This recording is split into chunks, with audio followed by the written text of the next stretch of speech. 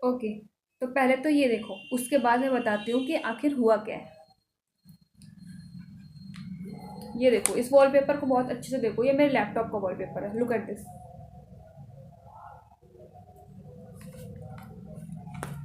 Specially focus on the Mahadev. अब मैं बताती हूँ कि स्टोरी क्या है।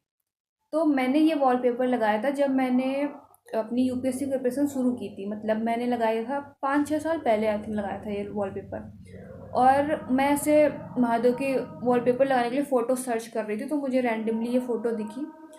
मुझे बहुत अच्छी लगी, मैंने लगा लिया। फिर मुझे पता चला कि ये एक्चुअल में एग्जिस्ट करती है कहीं।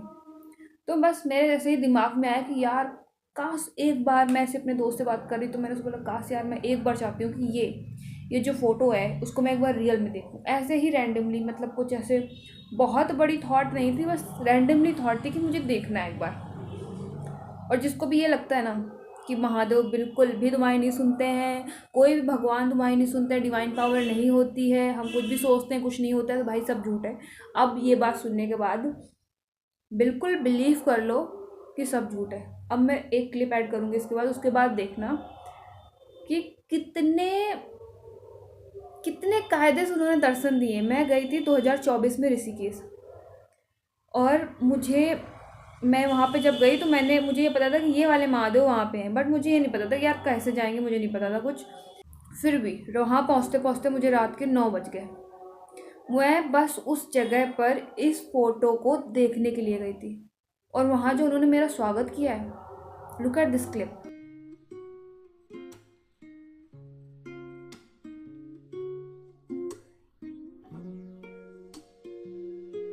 I was literally crying on the moment. मैं जब वहाँ पहुँची हूँ और जो महादेव ने मेरा स्वागत किया है, मतलब that was dream for me, dream.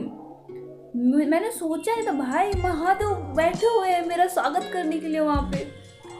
सामने ऐसे आरती हो चुकी थी मेरे पहुँचते पहुँचते। मैंने आरती त्रिवेणी घाट की शायद देख ली थी, उसके बाद फिर मैं इस घाट पे गई थी।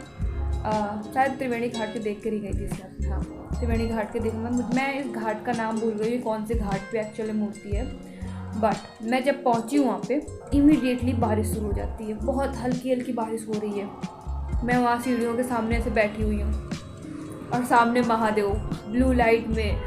भाई क्या अद्भुत नज़ारा, गंगा का किनारा, ओहो। ऐसा लग रहा था कि ये मैंने सोचा था कभी, और सच में मैंने ये सोचा था।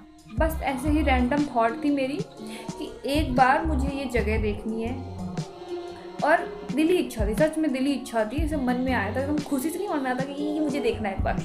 बट मुझे नहीं पता था, तो ऐसे ही ऋषिकेश पहुँच के मैंने रैंडम सर्च किया कि कहाँ हो सकती है जगह। तो मुझे ऐसा लगा कि शायद ये इस जगह पे, वो भी मुझे रैंडम सर्च करने पे नहीं मिली। मैंने लोगों से जब पूछा वहाँ पे कि ये ऐसी मूर्ति कहाँ पे, तो उन्होंने बताया कि ऐसे ऐसे घाट पे है, ऐसे ऐसे रास्ते से जाना पड़ेगा। तब हम लोग वहाँ पर पहुँचे, तब हमारे दर्शन हुए। तो भाई जो दर्शन होकर मुझे खुशी हुई थी।